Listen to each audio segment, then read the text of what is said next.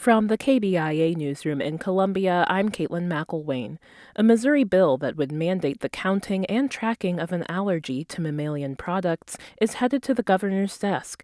KBIA's Rebecca Smith has more on what this means for those with alpha-gal syndrome. The bill would require the state to track cases of alpha-gal syndrome, an allergy of varying severity that comes from the bite of Lone Star ticks. Reactions can occur after contact with everything from red meat to dairy to gelatin.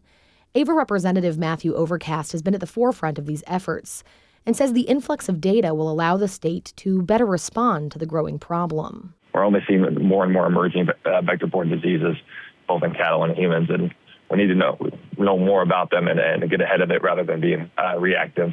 If signed by the governor, positive alpha-gal blood tests would be reported to the Department of Health and Senior Services, which will then aggregate the data.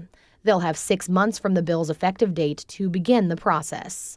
I'm Rebecca Smith, KBIA News. The Columbia City Council will take up a proposed ban on electronic gaming machines during its regular meeting tonight. The Columbia Missourian reports the proposal was tabled, and since then, Attorney General Catherine Hanaway has declared the video lottery terminals illegal.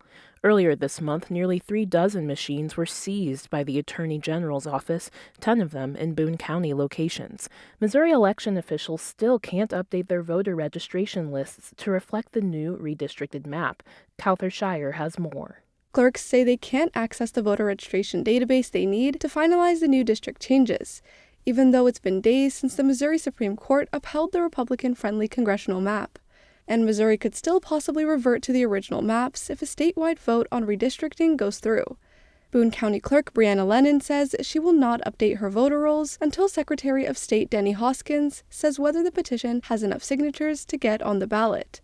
Hoskins has until this year's primary on August 4th. I'm Cowther Shire. While the Missouri legislature approved more than 90 bills this legislative session, one thing that did not pass this year is property tax changes. That came despite Republican leadership saying it was a major priority. House and Senate Democrats expressed disappointment that property taxes weren't addressed. House Minority Leader Ashley Awney said she expects the issue to again be on the agenda next session. I think that no matter what, folks are really concerned about, the assessment processes in a lot of places in the state, and, a lot of the things around property taxes that we could actually do something about. In addition to property taxes, state lawmakers could be rewriting the state's income tax laws if voters approve an amendment seeking to eliminate the tax and replace it with sales taxes. I'm Caitlin McElwain, KBIA News, Columbia.